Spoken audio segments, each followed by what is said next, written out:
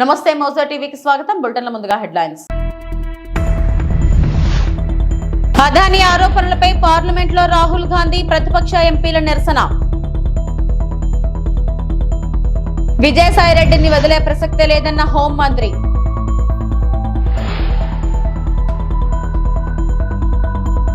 నిరసన తెలుపుతున్న బీఆర్ఎస్ ఎమ్మెల్యేలను అరెస్టు చేసిన పోలీసులు.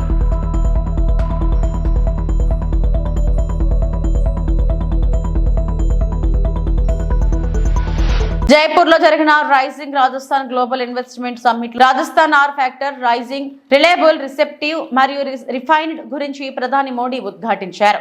భజన్ లాల్జీ ఆధ్వర్యంలో బీజేపీ ప్రభుత్వం ప్రతిస్పందించే మరియు సంస్కరణవాద విధానాన్ని ఆయన ప్రశంసించారు. ఇది సంక్షేమం మరియు అభివృద్ధిని వేగవంతం చేసింది, నేరాలు మరియు అవినీతిని అరికట్టింది మరియు పౌరులు మరియు పెట్టుబడిదారులలో విశ్వాసాన్ని పెంపొందించింది. लोग कलाकार हैं उनसे बातचीत करते हुए नजर आ रहे हैं और जो पारंपरिक वाद्य यंत्र हैं उनको भी यहाँ प्रदर्शित किया गया है, उसके बारे में भी लगातार जो राजस्थान साथियों राजस्थान राइजिंग तो है ही, रिलायबल भी है।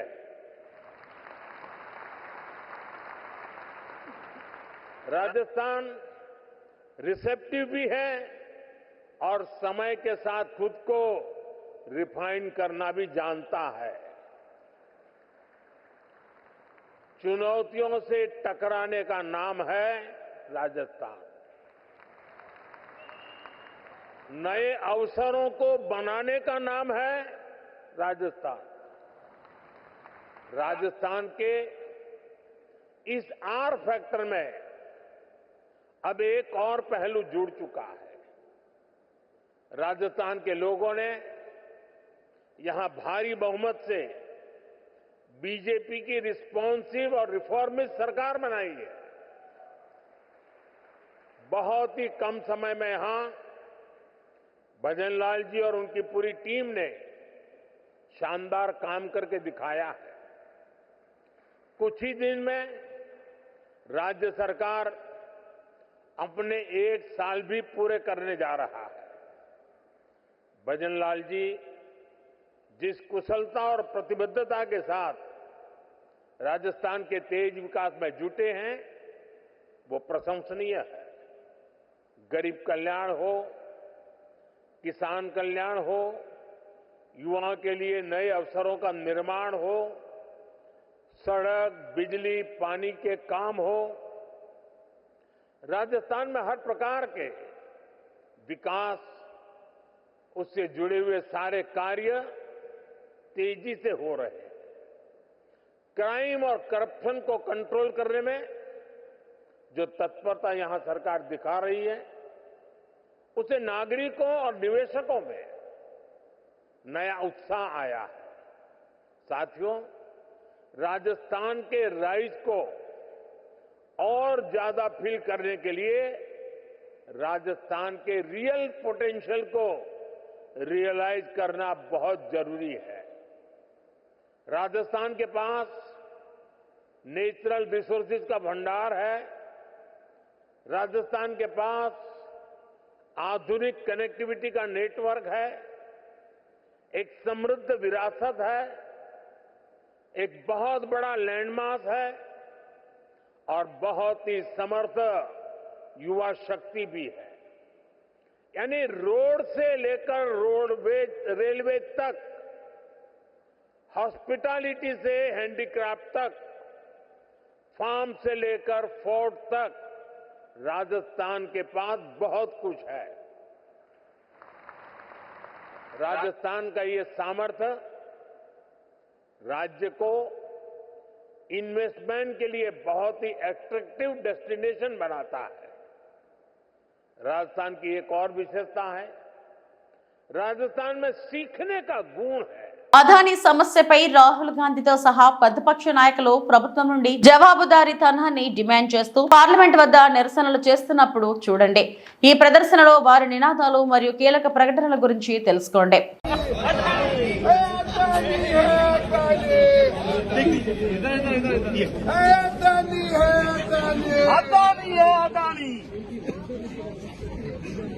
ना, मोदी और अमित शाह, मोदी और अदानी आज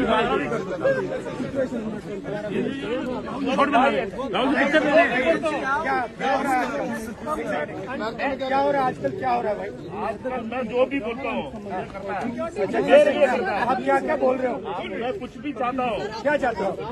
कुछ भी कोर्ट चाहिए, एयरपोर्ट चाहिए, कुछ भी क्या लेने की कोशिश कर रहे हो? मोबाइल लीजिए, क्या आज देरी कर रही है? जो भी ये बाहर होने तक भैया ये पार्लियामेंट छोड़ देना भैया। देखते हैं अब आपका तो आपका रिश्ता, आपके रिश्ते के बारे में थोड़ा बताइए ना। हम दोनों का एक ही है, मैं जो भी बोलता हूँ हम दोनों मिलकर सब करेंगे। अच्छा, और कब से आपकी पार्टनरशिप चल रही है? माइक थोड़ा नीचे हमारा फ्यूचर आपका कैसा है?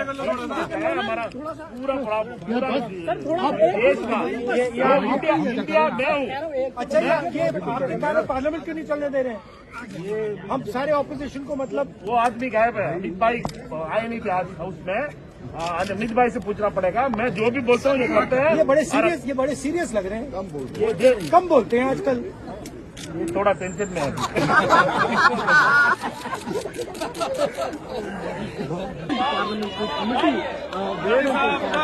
దీనికి సంబంధించి పూర్తి స్థాయిలో చర్చ జరపాలి. దీనికి సంబంధించి పార్లమెంట్ లో చర్చకు మీరందరూ కూడా ముందుకు రావాలి. ప్రభుత్వం దీనిపైన సమాధానం చెప్పాలి అనేటువంటి డిమాండ్ చేస్తా ఉన్నారు. ప్రతి దేశంలో ప్రతి రంగానికి సంబంధించి ఢిల్లీ నుంచి మొదలుపెట్టుకుంటే ఢిల్లీ వరకు ప్రతి అంశంలో కూడా కీలకమైనటువంటి కాంట్రాక్ట్స్ లో అదానికి సంబంధించినటువంటి కంపెనీలకి కట్టబెడుతూ దేశ సంపదనంతా కూడా అదాని కట్టబెడుతున్నారంటూ కూడా కాంగ్రెస్ పార్టీ ఆరోపణలు చేస్తా ఉన్నారు. दूसरी तरफ एक और सांसद है जो प्रधानमंत्री मोदी का मुखौटा बना अडानी और प्रधानमंत्री मोदी का కాకినాడ సెస్ పోర్ట్ యాజమాన్యాన్ని బెదిరించి వాటాలు లాక్కున్న విజయసాయిరెడ్డిని వదిలే ప్రసక్తే లేదని హోంమంత్రి అనిత తేల్చి చెప్పారు. దోపిడీ బయటకు వస్తుందనే భయంతోనే సీఎం చంద్రబాబుపై నోటుకొచ్చినట్లు మాట్లాడితే సహించబోమని హెచ్చరించారు. విజయవాడ జిల్లా జైలును సందర్శించిన హోంమంత్రి అక్కడ పరిస్థితులు, సదుపాయాలపై ఆరా తీశారు. జైల్లో ఖైదీలందరి పట్ల ఒకేలా వ్యవహరించాలని, నిబంధనలు తప్పితే చర్యలు తీసుకుంటామని ప్రకటించారు.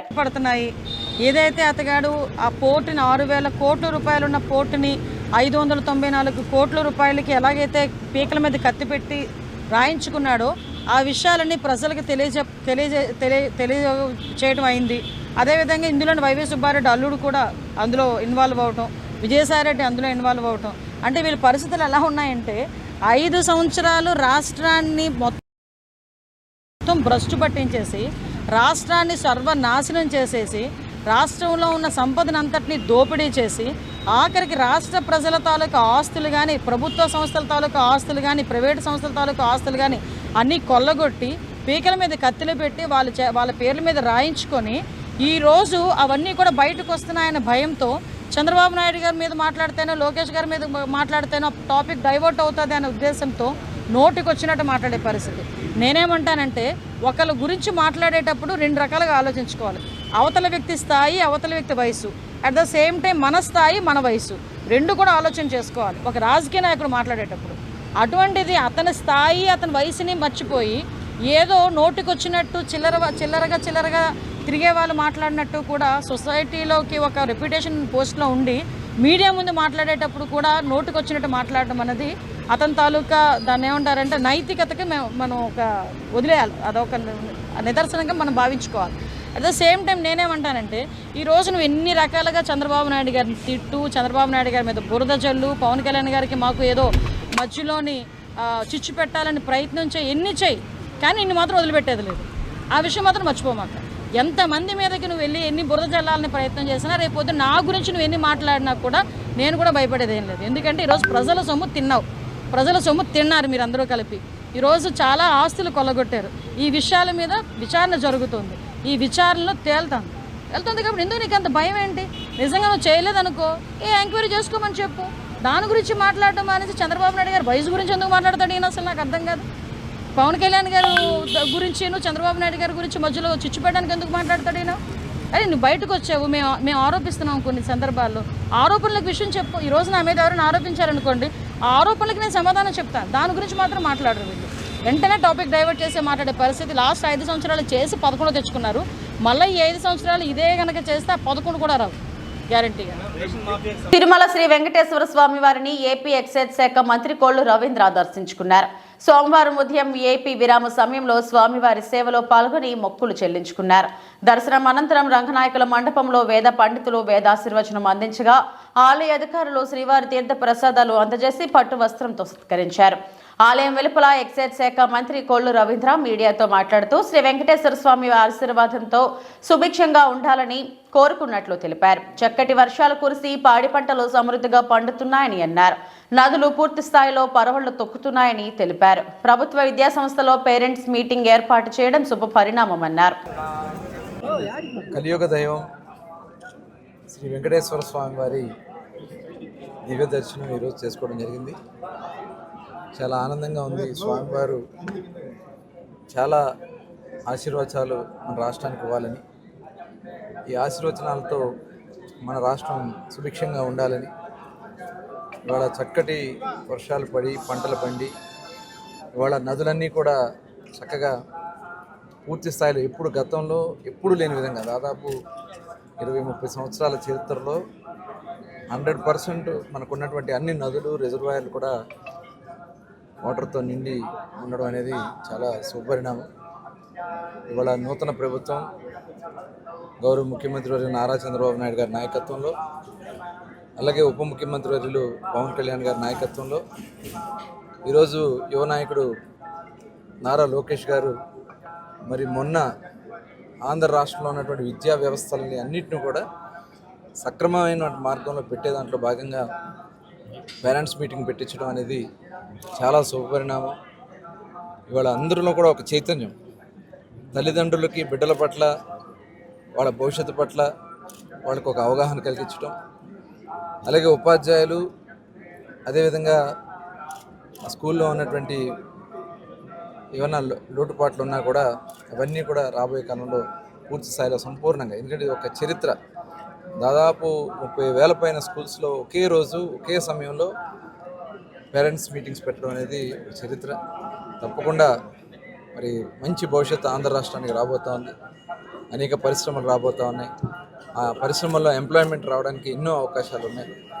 ఆ స్వామివారి ఆశీర్వాదాలు కూడా ఆంధ్ర రాష్ట్రంలో ఉండాలని చెప్పి మనస్ఫూర్తిగా కోరుకుంటాను. సొంత అజెండాతో తెలంగాణ తల్లి విగ్రహం చుట్టూ రాజకీయాలు చేస్తున్నారని మంత్రి సీతక్క విమర్శించారు. తమ ప్రభుత్వం రూపొందించిన విగ్రహంలో రాష్ట్ర ప్రజల అస్తిత్వం, ఆత్మగౌరవం, పోరాటం, సామూహిక జీవన రూపం, ఆశీర్వాదం కలగలిసిన ఇండైన రూపం ఉందని చెప్పారు. శాసనసభలో సీతక్క మాట్లాడారు. తెలంగాణ తల్లి విగ్రహాన్ని మారుస్తున్నామంటూ భాజపా నేతలు మాపై విమర్శలు చేస్తున్నారు. గత 10 ఏళ్లలో తెలంగాణ తల్లి విగ్రహాన్ని ఎక్కడైనా అధికారికంగా ఆవిష్కరించారా? కేటీఆర్ సోదరికి దేవతా విగ్రహ రూపాన్ని ఇస్తే ఎలా ఉంటుందో అలా పెట్టుకొని దాన్ని రాష్ట్ర ప్రజలపై రుద్దారు. నేడు మేం తెలంగాణ బిడ్డల అస్తిత్వానికి అనుగుణంగా ఉండేలా విగ్రహాన్ని రూపొందించాం. గుండెల నిండా పాడుకునే జై జై జై హే తెలంగాణ పాటను రాష్ట్ర గీతంగా ఏర్పాటు చేయాలనే ఆలోచన గత పాలకులకు రాలేదు. నేడు మేం చేస్తుంటే అడ్డుకుంటున్నారు. పుట్టినరోజు శుభాకాంక్షలను కూడా తెలియజేస్తా ఉన్నాను అధ్యక్ష. ఈరోజు జరుగుతున్నటువంటి విగ్రహావిష్కరణ కార్యక్రమాన్ని ఆయా పార్టీలు వాళ్ళ సొంత ఎజెండాను ఈ విగ్రహం చుట్టూ, ఈ తల్లి విగ్రహం చుట్టూ రాజకీయాన్ని చేస్తున్నటువంటి పరిస్థితి మనం చూస్తూ ఉన్నాం. ఈనాడు పెడుతున్నటువంటి తల్లి తెలంగాణ విగ్రహంలో మరి తెలంగాణ ప్రజల అస్తిత్వము, ఆత్మగౌరవం, పోరాటము, శ్రమైక జీవన మరి రూపము, ఆశీర్వాదం, తల్లి యొక్క బ్లెస్సింగ్స్ ఇవన్నీ కలగలిసినటువంటి నిండు రూపము తెలంగాణ తల్లి రూపము ఈరోజు మనం ఆవిష్కరించుకోవడం కూడా చాలా సంతోషం అధ్యక్ష. ఇందాక బీజేపీ వాళ్ళు కానీ బయట బీఆర్ఎస్ వాళ్ళు కానీ మాట్లాడుతున్నది తెలంగాణ తల్లి విగ్రహాన్ని మారుస్తున్నారని. అయ్యా, ఇప్పటి వరకు అధికారికంగా 10 సంవత్సరాల కాలం నుంచి మరి ఎక్కడైనా అధికారికంగా తెలంగాణ తల్లి విగ్రహాన్ని ఆవిష్కరింపచేసిర్రా? కేవలం వాళ్ళ పార్టీ రూపాలు, వాళ్ళ జెండా రూపము, మరి కేటీఆర్ చెల్లికి దేవతా విగ్రహ రూపాన్ని ఇచ్చుకుంటే ఎట్లా ఉంటుందో ఆ రకమైనటువంటి విగ్రహాలను వాళ్ళు పెట్టుకొని దాన్ని తెలంగాణ తల్లిగా వాళ్ళు ఇన్ని రోజులు ప్రజల మీద రుద్దిండ్రు. కానీ ఈరోజు మనము పెట్టుకునేది సాటి తల్లులు, చెల్లెలు, అమ్మలు ఎట్లా ఉంటారో, తెలంగాణ బిడ్డల యొక్క అస్తిత్వం ఎట్లా ఉంటుంది అనే రూపాన్ని మనం ఈరోజు ఇచ్చుకోవడం జరుగుతూ ఉంది. 10 సంవత్సరాలైనా కూడా వాళ్లకు కనీసం ఒక తల్లి విగ్రహాన్ని ఏర్పాటు చేసుకుందాం అనేటువంటి ఆలోచన రాలేదు. కనీసం మరి నిండు గుండెల నిండా పాడుకునేటువంటి జయ జయ తెలంగాణను ఒక రాష్ట్ర కూటమి ప్రభుత్వం పాలనలో పెంచిన కరెంట్ ఛార్జీలను వెంటనే తగ్గించాలని డిమాండ్ చేశారు. వైఎస్ఆర్సీపీ ఎమ్మెల్సీ బొత్స సత్యనారాయణ అలాగే రైతులను ఆదుకోవడంలో కూటమి ప్రభుత్వం విఫలమైందన్నారు. కంటైనర్ షిప్ లో డ్రగ్స్ ఉందని చెప్పి చివరికి ఏమీ లేదని తేల్చారని కామెంట్స్ చేశారు వైఎస్ఆర్సీపీ ఎమ్మెల్సీ బొత్స. విశాఖలో మీడియాతో మాట్లాడుతూ తుఫాన్ వర్గాల కారణంగా పంటలు దెబ్బతిన్నాయి, రైతులను ఆదుకోవడంలో కూటమి ప్రభుత్వం విఫలమైంది. ఈ నెల 13వ తేదీన అన్ని జిల్లాల వ్యాప్తంగా కలెక్టర్లను కలిసి వినతి పత్రాన్ని సమర్పిస్తాం, తగ్గిస్తామని చెప్పి కరెంటు ఛార్జీలు కూటమి ప్రభుత్వం పెంచింది. 6 స్లబ్స్ ఛార్జీల భారం ప్రజలపై మోపింది. పెంచిన విద్యుత్ ఛార్జీలను వెంటనే తగ్గించాలి, ఎన్నికలకు ముందు విద్యుత్ ఛార్జీలు తగ్గిస్తామని హామీ ఇచ్చారు. ఫీజు రియంబర్మెంట్స్ బకాయి వెంటనే చెల్లించాలి. పెంచిన విద్యుత్ ఛార్జీలకు నిరసనగా ఈ నెల 27వ తేదీన ఎస్సీలకు వినతి పత్రం సమర్పిస్తాం. కంటైనర్ షిప్ లో డ్రగ్ ఉందని చెప్పి చివరికి ఏమీ లేదని తేల్చారు. ఇంటర్పోల్ ఆపరేషన్ గరుడ పేరుతో విచారణ జరిపి ఏమీ లేదన్నారు. వైజాగ్ కేంద్రంగా డ్రగ్స్ రవాణా జరగకపోవడం సంతోషం. సిబిఐ విచారణ జరిగిన తీరుపై ప్రధాని, హోంమంత్రికి లేఖలు రాస్తాను. లేనిపోని ఆరోపణల కారణంగా దేశం పరువు పోతుంది కదా. టీడీపీ హయాంలో వేసిన సిట్ బహిర్గతం చేయాలి, ఎవరు తప్పు చేస్తే వారి మీద చర్యలు తీసుకోవాలని బొత్స అన్నారు. ఆ పార్టీ ప్రభుత్వం చేస్తున్న విధానాలు, చేస్తున్న కార్యక్రమాలు ఒకసారి సమీక్షించుకొని ప్రజలు పడుతున్న ఇబ్బందుల మీద ప్రభుత్వానికి తెలియజెప్పుతూ దాని మీద ఒత్తిడి తీసుకొచ్చి ప్రజలకి ఆ కార్యక్రమ సౌకర్యాలు అందే ఏర్పాటు చేయాలనేది తీసుకున్నాను. అందులో ముఖ్యంగా ఈ మధ్యకాలంలో తుఫాన్లు వచ్చాయి, అకాల వర్షాలు వచ్చాయి. పంట చేతికి వచ్చిన సమయంలో, కోతలు జరుగుతున్న సమయంలో కోస్తా జిల్లాల్లో ముఖ్యంగా వర్షానికి ఆ పంట అంతా కూడా తడిచిపోవడం, దాంతోపాటు ప్రొక్యూర్మెంట్ ఏదైతే ధాన్య సేకరణ చేస్తారో ప్రభుత్వ విధానం సరిలేకపోవడం వల్ల వాళ్ళు ఇబ్బందులు పడుతున్న నేపథ్యం పత్రికల్లో కూడా వచ్చాయి.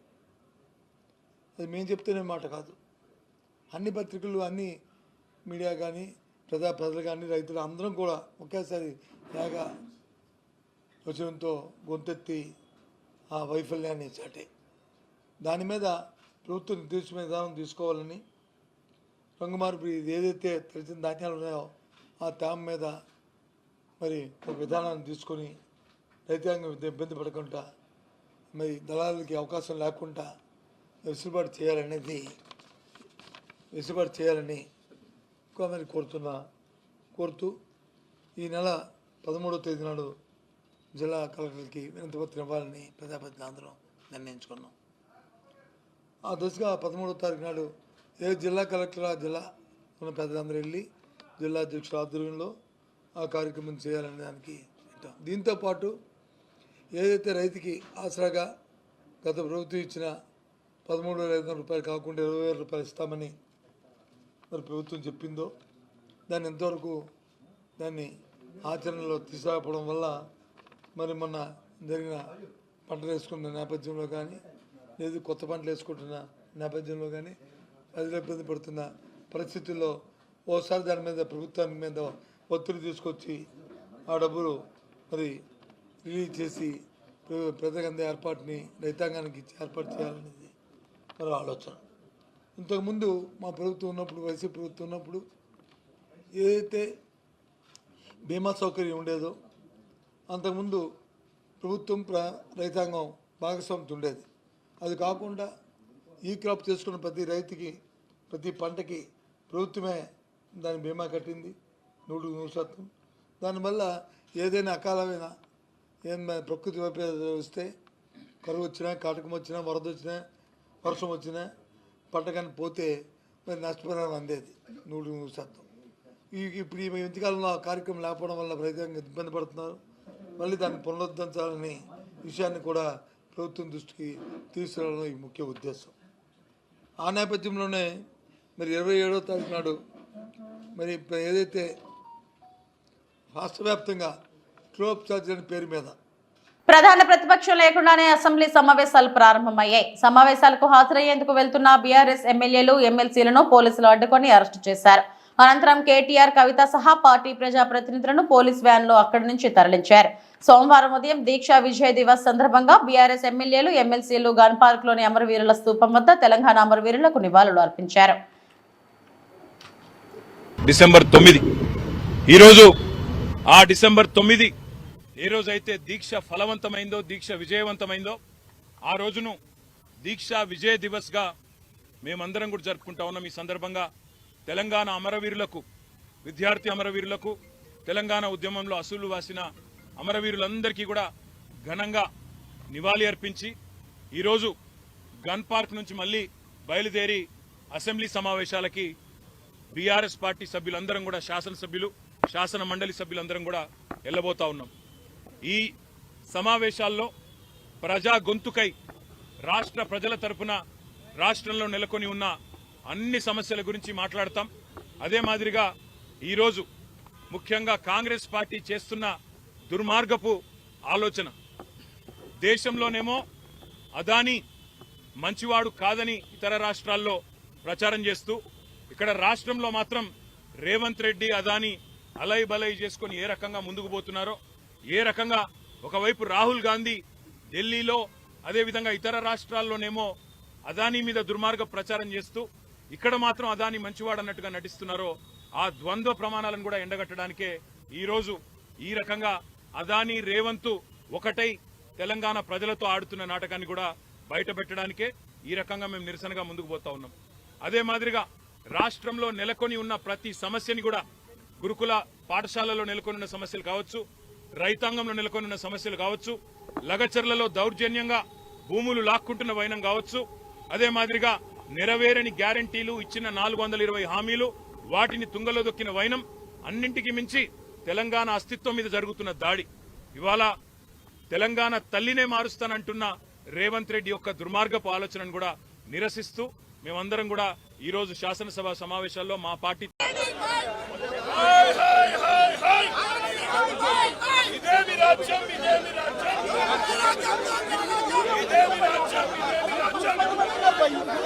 రుద్రూర్ మండల కేంద్రంలో ఘనంగా సోనియా గాంధీ జన్మదిన వేడుకలు. రుద్రూర్ మండల కేంద్రంలోని బస్టాండ్ ప్రాంగణంలో కాంగ్రెస్ పార్టీ ఆధ్వర్యంలో సోమవారం కాంగ్రెస్ పార్టీ అధినేత్రి సోనియా గాంధీ 78వ జన్మదిన వేడుకలను ఘనంగా నిర్వహించారు. కేక్ కట్ చేసి ఒకరికొకరు తినిపించుకుంటూ వేడుకలను ఘనంగా జరుపుకున్నారు. ఈ సందర్భంగా బ్లాక్ కాంగ్రెస్ అధ్యక్షులు ఇందూరి చంద్రశేఖర్ మాట్లాడుతూ 60 ఏళ్ల తెలంగాణ ప్రజల ఆకాంక్షలను నెరవేర్చి ప్రత్యేక తెలంగాణ రాష్ట్రాన్ని ఏర్పాటు చేసిన తెలంగాణ తల్లి అని కొనియాడారు. అంతేకాక నిరుద్యోగులకు ఉద్యోగాలు, ప్రభుత్వ ఉద్యోగులకు ప్రమోషన్లు కల్పించామని, రైతన్నులకు రుణ విముక్తులు చేశామని అన్నారు. ఈ కార్యక్రమంలో తోట అరుణ్ కుమార్, తోట సంఘయ్య, పత్తి రాముస్వామి, నడిపింటి నగేష్ తదితరులు పాల్గొన్నారు. రుద్రూర్ మండల కేంద్రంలో నాగ్ మరియు రుద్రూర్ మండల కాంగ్రెస్ ఆధ్వర్యంలో స్థానిక మండలాధ్యక్షులు అరుణ్ కుమార్ గారు, రుద్రూర్ మండల అధ్యక్షులు, రుద్రూర్ గ్రామాధ్యక్షులు పార్టీ ప్రవీణ్ గారు, మన నాయకులు, కార్యకర్తలందరి సమక్షంలో మన భారత జాతీయ కాంగ్రెస్ మాజీ అధ్యక్షురాలు మరియు మన జాతీయ నాయకులైనటువంటి శ్రీమతి సోనియా గాంధీ గారి జన్మదినోత్సవం 77వ సందర్భంలో మరియు తెలంగాణ ప్రభుత్వం, కాంగ్రెస్ ప్రభుత్వం ఏర్పాటు ఈ నేటికి సంవత్సరం పూర్తయిన శుభ సందర్భంలో మా రుద్రూర్ మండల కేంద్రంలో ఘనంగా బర్త్డే చేస్తున్నాం. ఈ కాంగ్రెస్ పార్టీ 6 గ్యారెంటీలలో 90% పథకాలను నిర్వర్తించి మన విద్యావంతులకు ఉద్యోగులను చేసిన ఏకైక ప్రభుత్వం కాంగ్రెస్ ప్రభుత్వం. రానున్న కాలంలో ప్రజలందరికీ చేరువై ప్రజాపాలనతో ముందుకెళ్తున్నటువంటి కాంగ్రెస్ ప్రభుత్వం దశాబ్దాల పాటు నిలవేయాలని కోరుతూ సోనియా గాంధీ గారికి మా గ్రామం తరఫున, మండలం తరఫున ధన్యవాదాలు తెలుస్తున్నాం. జై కాంగ్రెస్, జై కాంగ్రెస్, జై కాంగ్రెస్, జై కాంగ్రెస్, జై సోనియమ్మ, జై సోనియమ్మ, జై యూపీఏ మాజీ చైర్పర్సన్, కాంగ్రెస్ పార్టీ మాజీ జాతీయ అధ్యక్షురాలు, రాజ్యసభ సభ్యులు సోనియా గాంధీ 78వ జన్మదిన వేడుకలను సోమవారం తిరుపతిలో కాంగ్రెస్ పార్టీ నాయకులు ఘనంగా నిర్వహించారు. నగర అధ్యక్షుడు గౌడపేరు చిట్టిబాబు ఆధ్వర్యంలో స్థానిక పాత మున్సిపల్ కార్యాలయం ఎదురుగా ఉన్న రాజీవ్ గాంధీ విగ్రహం వద్ద సోనియా గాంధీ చిత్రపటం ఉంచి కేక్ కట్ చేసి శుభాకాంక్షలు తెలిపారు. అనంతరం అందరికీ కేక్ చేసి పంచిపెట్టారు. ఈ సందర్భంగా గౌడపేరు చిట్టిబాబు మాట్లాడుతూ సోనియా గాంధీ తన భర్త, భారత మాజీ ప్రధాని మంత్రి రాజీవ్ గాంధీ హత్య జరిగిన 7 ఏళ్ల తర్వాత 1998లో కాంగ్రెస్ పార్టీ అధ్యక్షురాలుగా బాధ్యతలు స్వీకరించారని అన్నారు. 22 సంవత్సరాలు అంటే 2017 వరకు ఆ పదవిలో సోనియా గాంధీ కొనసాగారని తెలిపారు. 2019లో తిరిగి పార్టీ అధ్యక్షురాలుగా బాధ్యతలు చేపట్టి మరో 3 సంవత్సరాలు కొనసాగారని వివరించారు. పార్లమెంటరీ చైర్పర్సన్ గా పార్టీ అధ్యక్షురాలుగా ఎంతో బాధ్యతతో వ్యవహరించారని చెప్పారు. ఆమె నాయకత్వంలో కాంగ్రెస్ పార్టీ ఎంతో పురోగతి సాధించిందని అన్నారు. సోనియా గాంధీకి ఆ శ్రీనివాసుని ఆశీస్సులతో నిండు నూరేళ్లు జీవించాలని ఆకాంక్షించారు. ఆంధ్రప్రదేశ్ రాష్ట్ర ఎస్సీ విభాగం పరిశీలకులు మార్టిన్ లూథర్, పిసిసి ఉపాధ్యక్షులు దొడ్డారెడ్డి రామ్ భూపాల్ రెడ్డిలు మాట్లాడుతూ రాజీవ్ గాంధీ సతీమణిగా బాధ్యతాయుతంగా వ్యవహరించారని చెప్పారు. తన భర్త, అత్త ఉగ్రవాదుల దాడుల్లో దారుణంగా హత్యకు గురైన వాటినన్నింటినీ దిగమింగుకొని దేశ ప్రజల పట్ల తనకున్న అభిమానంతో దేశ ప్రగతికి నిత్యం పాటుపడ్డారని కొనియాడారు. ఈ సందర్భంగా వారు సోనియా గాంధీకి జన్మదిన శుభాకాంక్షలు తెలియజేశారు. కార్యక్రమంలో జిల్లా ఎస్సీ విభాగం అధ్యక్షుడు చిత్తూరు శివశంకర్, పిసిసి మాజీ ప్రధాన కార్యదర్శి సుప్రజ, పిసిసి బీసీ సెల్ కార్యదర్శి గోపిగౌడ్ తదితరులు పాల్గొన్నారు. తిరుపతి సిటీ కాంగ్రెస్ ఆధ్వర్యంలో శ్రీమతి మాజీ ఏఐసిసి అధ్యక్షురాలు, మాజీ పార్లమెంట్ సభ్యురాలు, రాజ్యసభ సభ్యురాలు శ్రీమతి సోనియా గాంధీ 78వ జన్మదినోత్సవం ఘనంగా నిర్వహించడం జరిగినది. ఆమె నాయకత్వంలో 2004 నుంచి 2014 వరకు కాంగ్రెస్ పార్టీ అధికారంలోకి రావడం జరిగింది. అదేవిధంగా ఆమె చేసిన సంస్కరణలు ఆ రోజు మన్మోహన్ సింగ్ గారు ప్రధానమంత్రిగా ఉన్నప్పుడు ఆమెతో కలిసి ఏఐసిసి తీసుకున్న నిర్ణయాలు చాలా గొప్పవని మేము కాంగ్రెస్ పార్టీ తరఫున తెలియజేస్తున్నాం. జై కాంగ్రెస్. అధ్యక్షురాలు సోనియా గాంధీ గారి జన్మదినం సందర్భంగా మేమందరం ఈరోజు తిరుపతిలో వేడుకలు జరుపుకుంటున్నాం. గతంలో ఆమె యూపీఏ చైర్మన్గా ఉన్నప్పుడు దేశానికి ఉపయోగపడే పలు సంస్కరణలు తీసుకొని వచ్చిన గొప్ప సంస్కరణవాది, మానవతావాది, ఎన్నో విప్లవాత్మకమైన చట్టాలను తీసుకొని వచ్చిన దార్శనికురాలు సోనియా గాంధీ గారి జన్మదినం సందర్భంగా ఆమె వేడుకలను జరుపుకుంటూ ఆమె నాయకత్వంలో కాంగ్రెస్ పార్టీ మరొక్కసారి తిరిగి అధికారంలోకి వస్తుందని ఈ సందర్భంగా తిరుపతి నగర కాంగ్రెస్ పార్టీ ఆధ్వర్యంలో అఖిల భారత కాంగ్రెస్ కమిటీ మాజీ అధ్యక్షురాలు శ్రీమతి సోనియా గారి యొక్క 78వ జయంతి సందర్భంగా ఈ కార్యక్రమం ఏర్పాటు చేసినటువంటి నగర కాంగ్రెస్ కమిటీ వాసులకు, అదేవిధంగా కార్యక్రమంలో పాల్గొన్నటువంటి రాష్ట్ర కాంగ్రెస్ పార్టీ ఉపాధ్యక్షులు రామ్ భూపాల్ రెడ్డి గారు, అదేవిధంగా రాష్ట్ర ప్రధాన కార్యదర్శి వెంకటనరసింహ గారు, అదేవిధంగా నగర కాంగ్రెస్ పార్టీ నాయకులందరూ కూడా పేరు పైన ధన్యవాదాలు తెలియపరుచుకుంటూ, మరి శ్రీమతి సోనియా గాంధీ యొక్క నేతృత్వంలో యూపీఐ చైర్పర్సన్గా ఉంటూ 10 సంవత్సరాల పాటు ఈ భారతదేశాన్ని అభివృద్ధి పథంలో నడిపినటువంటి ఘనత సోనియా గాంధీ గారిది. డాక్టర్ మన్మోహన్ సింగ్ గారు మంచి ఆర్థికవేత్త, వారి యొక్క నేతృత్వంలో మరి కాంగ్రెస్ పార్టీ అనేకమైన సంస్కరణలు పూర్తి చేయడమే కాకుండా ఎంతో సమర్థవంతంగా మరి పార్టీని నడపడంలో కూడా చాలా కృషి చేసిన వ్యక్తి సోనియా గాంధీ గారు. 2 సార్లు ప్రధానమంత్రిగా అవకాశం వచ్చినప్పుడు కూడా తృణప్రాయంగా త్యాగం చేసిన ఘనత. ఇవి ఇప్పటివరకు నా బులెటిన్ అప్డేట్స్. నమస్తే.